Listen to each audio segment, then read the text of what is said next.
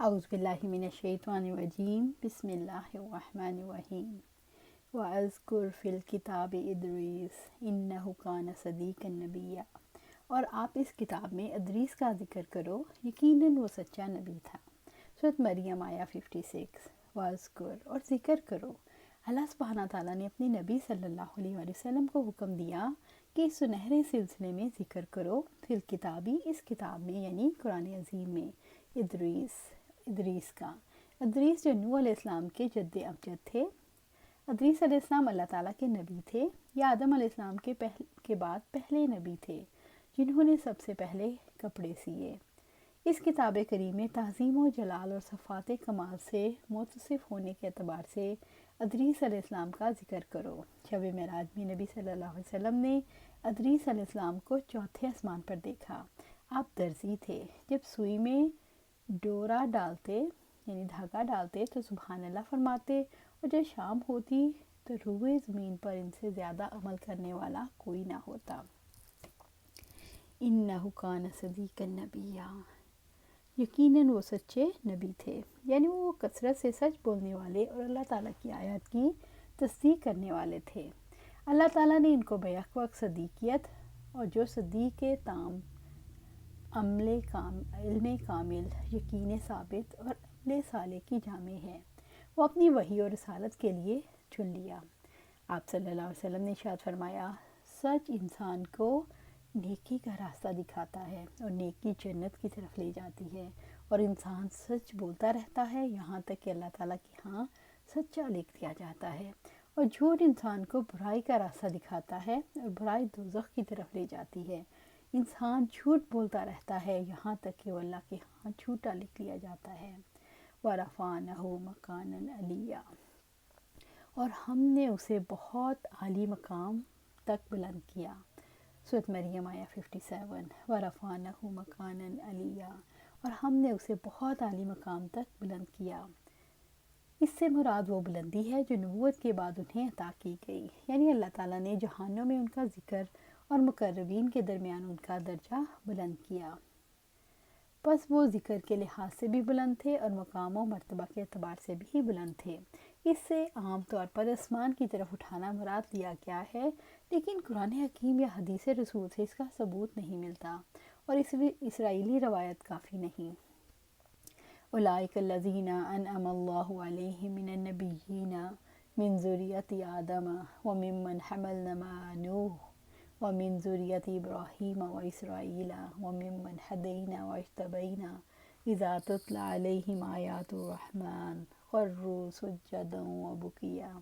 یہی لوگ ہیں جو ان پیغمبروں میں سے تھے جن پر اللہ تعالیٰ نے آدم کی اولاد میں سے انعام فرمایا، اور ان میں سے جن کو ہم نے نوح کے ساتھ سوار کیا، اور ابراہیم اور یعقوب کی اولاد میں سے، اور ان میں سے جنہیں ہم نے ہدایت بخشی اور ہم نے منتخب کیا۔ جب انہیں رحمان کی آیات پڑھ کر سنائی جاتی تھی تو وہ سجدے کرتے ہوئے روتے ہوئے گر پڑتے۔ سورۃ مریم آیا 58۔ اولئک الذین انعم اللہ علیہم، یہی لوگ ہیں جو ان پیغمبروں میں سے تھے جن پر اللہ تعالیٰ نے انعام فرمایا۔ اللہ رب العزت نے جب خاص انبیاء اور مرسلین کے فضائل کا ذکر فرمایا تو فرمایا یہ انعام یافتہ لوگ ہیں، اور نبوت اور رسالت ایسا انعام ہے جسے کوئی اپنی ذاتی کوشش سے حاصل نہیں کر سکتا۔ یہ وہ لوگ ہیں جن کے لیے دعا ہے کہ اللہ تعالیٰ ہمیں ان کے راستے پر چلا دے، اور اللہ تعالیٰ کا وعدہ ہے ان لوگوں کے ساتھ جو اللہ تعالیٰ اور اس کے رسول کی اطاعت کرتے ہیں، اور جو اللہ تعالیٰ اور اس کے رسول کی اطاعت کرے گا تو وہ ان کے ساتھ ہوں گے جن پر اللہ تعالیٰ نے انعام کیا، نبیوں اور صدیقوں اور شہیدوں اور صالحین میں سے، اور یہی بہترین ساتھی ہیں۔ سورۃ النساء آیا 69۔ من النبیین من ذریۃ آدم وممن حملنا مع نوح، پیغمبروں میں سے تھے آدم کی اولاد میں سے، اور ان میں سے جن کو ہم نے نوح کے ساتھ سوار کیا، یعنی ان میں سے کچھ تو آدم کی اولاد ہیں اور کچھ ان لوگوں کی اولاد جنہیں نوح کے ساتھ کشتی میں سوار کیا تھا، یعنی نوح کی ذریت میں سے۔ وَمِن ذُرِّيَّةِ ابراہیم و اسرائیل، اور ابراہیم اور یعقوب کی اولاد میں سے، یعنی ان میں سے کچھ ایسے ہیں جو دنیا کے تمام گھرانوں میں سے بہتر گھرانے سے ہیں، یعنی ابراہیم جن سے اسحاق علیہ السلام اور اسماعیل علیہ السلام پیدا ہوئے، اور اسرائیل جن کی اولاد سے موسیٰ، ہارون، داؤد، سلیمان، زکریا، یحییٰ اور عیسیٰ علیہ السلام، وَمِمَّنْ ہدینا، اور جن میں سے جنہیں ہم نے ہدایت بخشی، یعنی جن کو ہم نے سیدھے راستے کی ہدایت دی، واجتبینا، اور ہم نے منتخب کیا، اور انہیں ہم نے اپنی نبوت کے لیے چن لیا، یعنی جنہیں ہم نے اسلام کی ہدایت دی اور ایمان کے لیے چن لیا۔ اذا تتلی علیہم آیات الرحمن، جب انہیں رحمان کی آیات پڑھ کر سنائی جاتی تھی، یعنی جب ان کے سامنے رحمان کی آیات تلاوت کی جاتی ہیں، خروا سجدا وبکیا، تو روتے ہوئے سجدے میں گر جاتے ہیں۔ وہ اللہ کے کلام میں جب اس کے دلائل سنتے ہیں تو عاجزی سے رب کے آگے روتے ہوئے جھک جاتے ہیں۔ وہ اللہ تعالیٰ کے بڑے انعام پر شکر کے طور پر سجدے میں گر جاتے ہیں۔ وہ ان لوگوں کی طرح نہیں جو اللہ تعالیٰ کی آیت سن کر اندھے بہرے بن جاتے ہیں۔ آیات کی نسبت اللہ تعالیٰ کے اسم مبارک رحمان کی طرف کی گئی۔ اللہ تعالیٰ کے اسم مبارک رحمان کی طرف اضافت اس امر پر دلالت کرتی ہے کہ اللہ تعالیٰ کی آیات اس کے بندوں پر اس کی رحمت اور احسان ہے، کیونکہ اس نے آیات کے ذریعے سے ان کے حق کی طرف رہنمائی کی، ان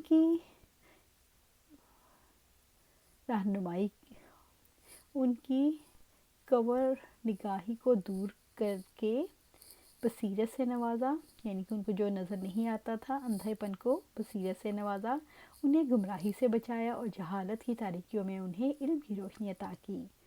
انسان اسی کیفیت تک تب پہنچتا ہے جب انسان کے شعور میں تاش پیدا ہو۔ اللہ تعالیٰ کے کلام کو سن کر انسان کو جب اظہار کے لیے موزوں کلمات نہیں ملتے تو ان احساسات کا اظہار آنسوؤں سے ہوتا ہے، سجدے میں گر کر رو کر اندرونی جذبات کا اظہار ہوتا ہے۔ یہ اللہ تعالیٰ کی عظمت اور جلال کا اعتراف ہے۔ جو اس درجے پر پہنچا اس نے ایمان کی مٹھاس چکھ لی۔ یہ درجہ نبیوں اور رسولوں کے لیے خاص ہے۔ انعامات کی وجہ سے ان کی مشترکہ خصوصیت تھی کہ وہ اللہ تعالیٰ کی عظمت کے احساس میں اتنے ڈوبے ہوئے تھے کہ اس کا کلام سن کر ان کا سینہ دہل جاتا، ان پر رکعت اور بقا کی کیفیت طاری ہو جاتی، حتیٰ کہ روتے ہوئے سجدے میں گر جاتے۔ جو لوگ اللہ تعالیٰ کی آیات کے سامنے سر تسلیم خم کر دیتے ہیں، ان کے دل اللہ تعالیٰ کی آیات میں غیب کی خبروں اور رب العزت کی صفات، آخرت کی خبروں اور اللہ کے وعدوں اور وعیدوں کی وجہ سے ایمان اور رغبت و محبت سے لبریز ہو جاتے ہیں، جس کی وجہ سے انسان کی آنکھیں آنسو بہاتی ہیں اور دل اور جسم سجدے میں گر جاتے ہیں۔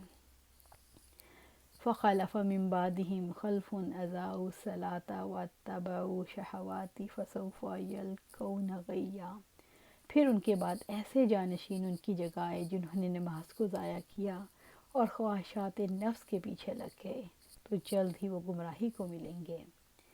سورۃ مریم آیا 59۔ فَخَلَفَ مِن بَعْدِهِمْ خَلْفٌ، پھر ان کے بعد ایسے جانشین آئے، ان کی جگہ آئے۔ رب العزت نے انبیاء اور صالحین کا ذکر فرمایا جو کہ اللہ تعالیٰ کی حدود کو قائم کرنے والے، اس کے احکامات پر عمل کرنے والے اور اس کے نواہی سے اجتناب کرنے والے، اپنے رب کی رضا کے مطابق زندگی گزارنے والے، اسی کی طرف رجوع کرنے والے۔ تو ان کے بعد آنے والی ناخلف اولاد کا ذکر کیا جو اپنے آباء و اجداد کے بالکل متضاد ہیں۔ نیک لوگوں کے گھر میں کیسے ناخلف لوگ پیدا ہوئے؟ اضاعوا الصلاۃ، جنہوں نے نماز کو ضائع کیا، یعنی وہ انبیاء کی اولاد ہونے کے باوجود نماز کو ضائع کرنے لگے۔ انہوں نے دین کا ستون، اس کی روح اور بہترین عمل کو ہی کھو دیا، یعنی انہوں نے نماز کی حفاظت نہیں کی جس کی حفاظت اور قائم کرنے کا انہیں حکم دیا گیا۔ انہوں نے دین کے ستون، ایمان کی میزان اور رب العالمین کے اخلاص کو کھو دیا۔ تو جن لوگوں نے نماز کو ضائع کر دیا ان سے باقی دین کو قائم کرنے کی کیا توقع کی جا سکتی ہے؟ اللہ سبحانہ تعالیٰ فرماتے ہیں پس بڑی ہلاکت ہے ان نمازیوں کے لیے جو اپنی نماز سے غافل ہیں، جو ریاکاری کرتے ہیں۔ سورۃ الماعون آیا 4 سے 6۔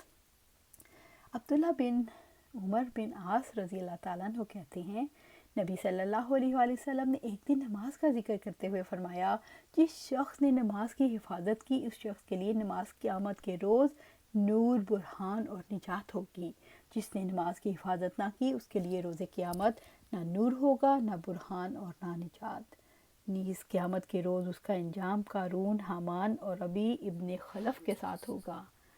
سمرہ بن جندب رضی اللہ تعالیٰ عنہ خواب کی حدیث میں رسول اللہ صلی اللہ علیہ وسلم سے روایت کرتے ہیں، آپ صلی اللہ علیہ وسلم نے فرمایا، آپ صلی اللہ علیہ وآلہ وسلم نے فرمایا، جو شخص قرآن یاد کر کے بھلا دیتا ہے اور فرض نماز پڑھے بغیر سو جاتا ہے، اس کا سر پتھر سے کچلا جا رہا تھا۔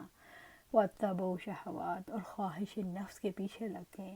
نماز کو چھوڑ دینے کا سبب بیان فرمایا ہے کہ شہوات نفس کے پیچھے لگ گئے، ان کے ارادوں کا رخ، ان کی ہمتوں کی جہت بدل گئی، نہ انہوں نے شہوات کو اللہ کے حقوق سے زیادہ اہمیت دی تو اللہ تعالیٰ کا حق ضائع کر بیٹھے اور شہوات نفس کے پیچھے پڑے، یوں وہ دنیا کی لذتوں میں گم ہو گئے اور اپنی دنیا کی زندگی پر مطمئن ہو گئے۔ فَسَوْفَ يَلْقَوْنَ غَيًّا، تو جلد ہی وہ گمراہی کو ملیں گے، یعنی وہ قیامت کے دن کئی گناہ سخت عذاب سے دوچار ہوں گے۔ غین کا مطلب ہلاکت، برا انجام، اور دوزخ کی ایک وادی کا نام ہے۔ عنقریب وہ برے انجام کو پہنچیں گے، یعنی وہ سیدھا راستہ گم کر دیں گے اور ہلاکت تک جا پہنچیں گے۔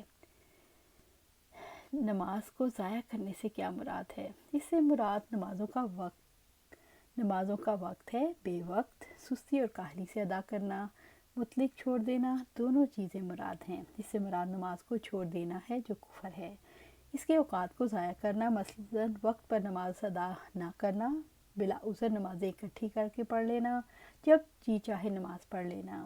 جابر رضی اللہ تعالیٰ عنہ سے روایت ہے، آپ صلی اللہ علیہ وآلہ وسلم نے فرمایا، مسلمان کفر اور شرک کے درمیان حد فاضل ترک نماز ہے۔ إِلَّا مَن تَابَ وَآمَنَ وَعَمِلَ صَالِحًا فَأُولَٰئِکَ يَدْخُلُونَ الْجَنَّةَ وَلَا يُظْلَمُونَ شَیْئًا، مگر جس نے توبہ کی اور ایمان لایا اور نیک عمل کیے تو وہی لوگ جنت میں داخل ہوں گے اور ان پر کچھ بھی ظلم نہ کیا جائے گا۔ سورۃ مریم آیہ 60۔ إِلَّا مَن تَابَ، مگر جس نے توبہ کی، یعنی دوزخ کی ہلاکت سے وہ لوگ بچ جائیں گے جو نماز ضائع کرنے سے اور شہوات کے پیچھے پڑنے سے بچ جائیں گے۔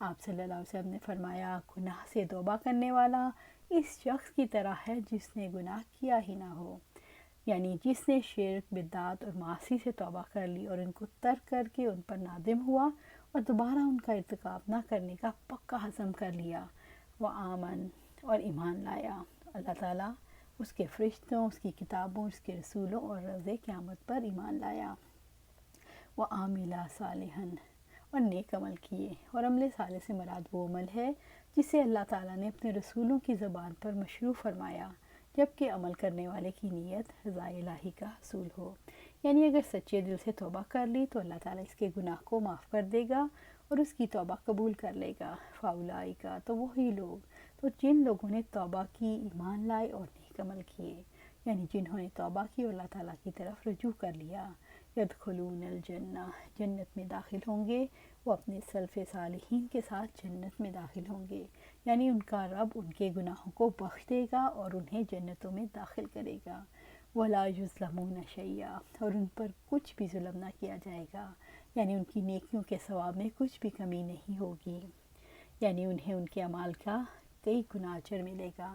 یہ رب کریم کی عطا ہے، اس لیے رب العزت نے فرمایا، اے لوگو جو ایمان لائے ہو، اللہ کی طرف توبہ کرو، خالص توبہ، تمہارا رب قریب ہے کہ تم سے تمہاری برائیاں دور کر دے اور تمہیں داخل کر دے باغوں میں جن کے نیچے نہریں بہہ رہی ہیں۔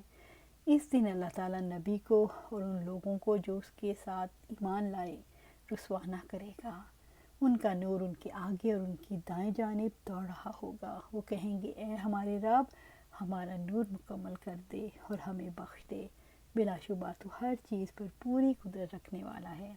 سورۃ تحریم آیہ 8۔ اللہ سبحانہ تعالیٰ سے دعا ہے کہ ہمیں جنت الفردوس میں جگہ دے اور دوزخ سے بچائے، اور یہ کب ہوگا؟ جب ہم اپنی زندگیاں قرآن و سنت کے مطابق گزاریں گے۔ اللہ سبحانہ تعالیٰ ہمیں قرآن و سنت کے مطابق زندگی گزارنے کی توفیق دے اور اس پر استقامت دے، آمین یا رب العالمین۔